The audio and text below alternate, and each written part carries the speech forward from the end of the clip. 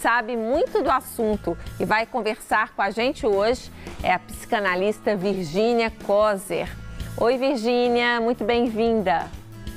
Obrigada pelo convite. Espero que possa somar aí um pouco de conhecimento e divulgação, né, do transtorno de personalidade narcisista, principalmente o materno, né, que afeta principalmente os filhos e filhas dessas mães que têm esse tipo de transtorno. Isso aí, vamos começar então entendendo melhor o que é uma personalidade narcisista e mais especificamente uma mãe narcisista.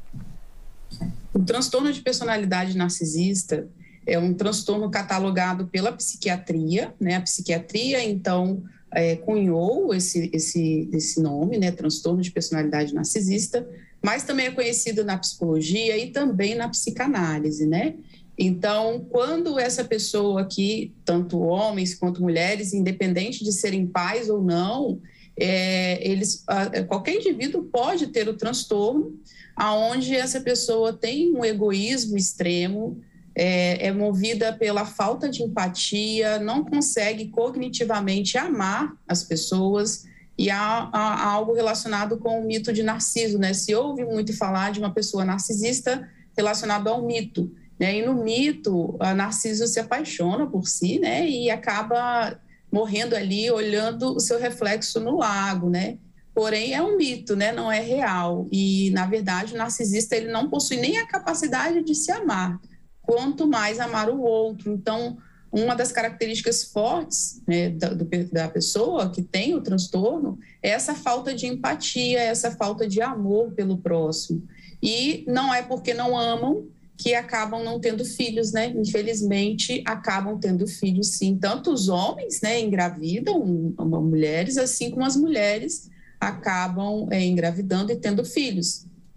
E diferente, às vezes, da mãe que tem o transtorno antissocial, que é o transtorno de psicopatia, que às vezes mata os filhos, né, como a gente vê bastante nos jornais, a mãe narcisista ela não faz isso, porque ela se preocupa muito com a imagem dela, e a imagem dela tem que ser da mãe perfeita. Por isso, ela não coloca para adoção, nem mata, combina com a vida desse filho, porque ela tem essa preocupação em manter uma máscara.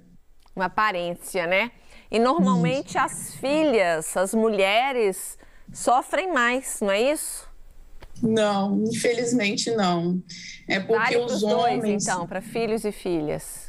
Sim, igualmente. Porém, os homens, eles tendem a não buscarem ajuda, né, terapêutica, então acaba se contabilizando menos os homens, por questões deles, assim como negligenciam normalmente a saúde física, também tendem a negligenciar a saúde emocional e psicológica. Então, poucos buscam ajuda, poucos descobrem, né, não entendem que a relação é conflituosa, mas não buscam entender. As mulheres não, elas tendem a conversar, a se comunicar, falarem mais dos seus problemas e acabam descobrindo.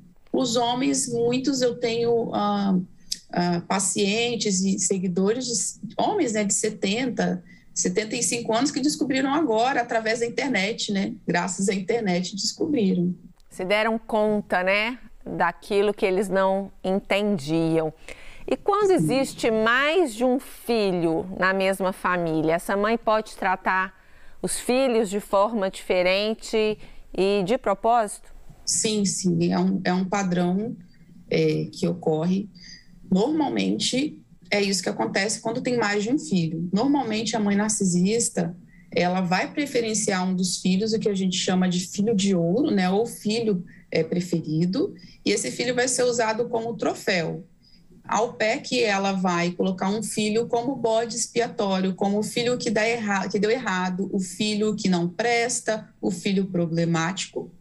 Nessa dinâmica também pode ter, quando tem mais de 2 filhos, o filho invisível, que é aquele filho que ele não é visto pela mãe, muitas vezes nem pelo pai. Normalmente esse filho fica de escanteio, é aquele filho que acaba entrando de cabeça nos jogos online, na TV, tem uma fuga. Ele é o que menos se comunica com a família. Em famílias maiores, com 5 filhos ou mais, tem outras dinâmicas, né? O filho, o palhaço, né, da família, que diverte todo mundo. E tem também aquele filho conciliador, que é aquele que tenta salvar a família e acaba sendo conciliador. Não briguem, mamãe está preocupada. Então, tem toda essa dinâmica, todos sofrem igualmente, mas o filho bode expiatório, o filho de ouro, eles tendem a ter maiores sequelas, tanto a nível psicológico quanto até a nível psiquiátrico mesmo.